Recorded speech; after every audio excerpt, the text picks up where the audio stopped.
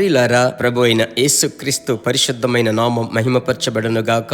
ఈరోజు ఫిబ్రవరి 16వ తేదీ.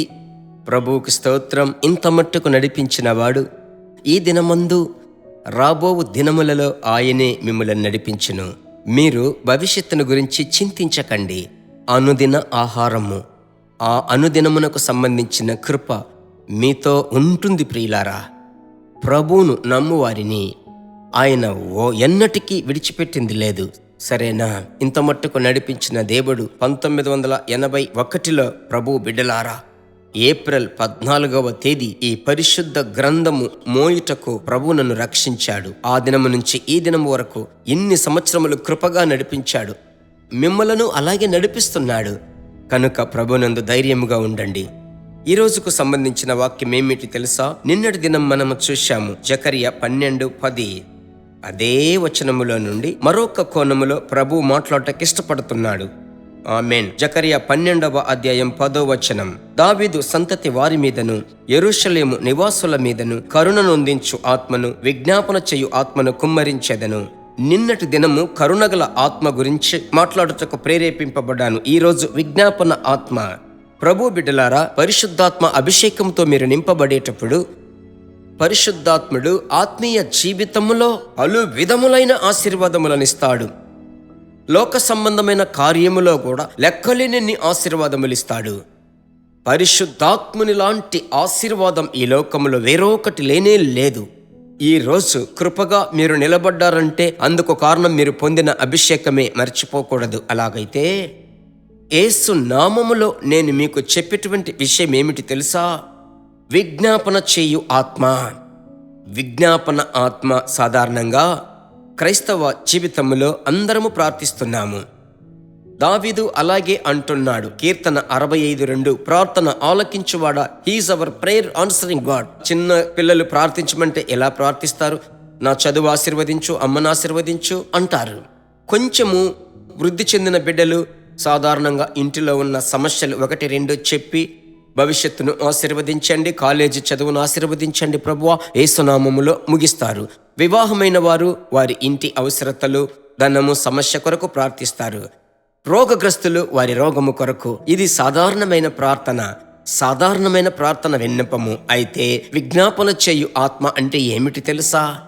మీకు తెలియకుండానే మీరు ప్రార్థిస్తూ ఉంటారు. ఒక ప్రార్థన చెప్పి ముగిస్తారు, ఒక అంశము కోసము మరలా ప్రార్థన అంశం. వెంటనే అది మీ హృదయంలోనికి వస్తుంది.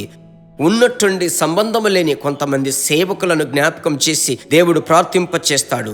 సంబంధము లేని కొన్ని జిల్లాల కొరకు, కొన్ని రాష్ట్రముల కొరకు ప్రార్థింప చేస్తాడు. ప్రేరేపింపి ప్రార్థింప చేస్తాడు. ప్రార్థించు అని మిమ్మల్ని దర్శిస్తాడు. అలాగూ మీరు ప్రార్థించడం మొదలుపెట్టిన వెంటనే తనంతటది ఆ విజ్ఞాపన చేయు ఆత్మ దేవుడు ఒక కన్నీటి ఆత్మను, విజ్ఞాపన ఆత్మను, ఒక కనికరము గల ఆత్మను మీకిస్తాడు. మీకు తెలియకుండానే కన్నీరు కార్చి ప్రార్థిస్తారు. మీరు ఉచ్చరింప శక్యము గాని మూలుగులతో. ఆ కృప అభిషేకానికి మాత్రమే ఉంది.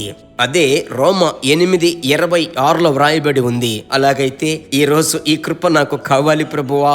నేను సాధారణ ప్రార్థన వ్యక్తిగా ఉంటున్నానయ్యా. ప్రార్థనలో నాకు ఒక లోతు కావాలి. చేతులు పైకెత్తి అడగండి, ప్రభు దగ్గర ప్రభు ఇస్తాడు. మంచి దేవా, విజ్ఞాపన చెయ్యు ఆత్మ మీ బిడ్డలకు మీరు ఖచ్చితముగా ఇవ్వాలి. యేసు నామములో చాలా ప్రార్థన విన్నపములు ఇచ్చి ప్రవచనాత్మకంగా మీ బిడ్డలు ప్రార్థించాలి. నశించు ఆత్మల కొరకు, సంఘముల కొరకు, దేశము కొరకు, పట్టణము కొరకు. ప్రభువా, మరణమునకు నియమింపబడిన వారిని విడిపించుటకు, ఆత్మహత్యకు సమీపముగా ఉన్న వారిని తప్పించేటువంటి ఒక విజ్ఞాపన ఆత్మ బిడ్డలకు ఇచ్చి నడిపించమని ప్రార్థిస్తున్నానయ్యా. మీ చేతికి అప్పగిస్తున్నాను. నిష్ప్రయోజనమైన సేవకుడను చేయవలసిందే చేస్తున్నాను. ఇప్పుడు ఒక విజ్ఞాపన ఆత్మతో మీ బిడ్డను నింపుతున్నందులెక్క స్తోత్రం, స్తోత్రం, స్తోత్రం. మారని దైవ కృప తోడుగా ఉంచి నడిపించండి. యేసు నామములో తండ్రి, ఆమెన్. ఒక దైవికమైన ప్రసన్నత చేత ప్రభు మిమ్మల్ని నింపాడు. టైం ఉంటే ఇంకా 10 నిమిషములు ప్రార్థించండి. సరే, ప్రార్థించి అనేకులకు పంపించడం మర్చిపోకూడదు. మనమందరము కలిసి దేవుని రాజ్యమును కడుతున్నాము. మరలా కలుసుకుందాం. God bless you.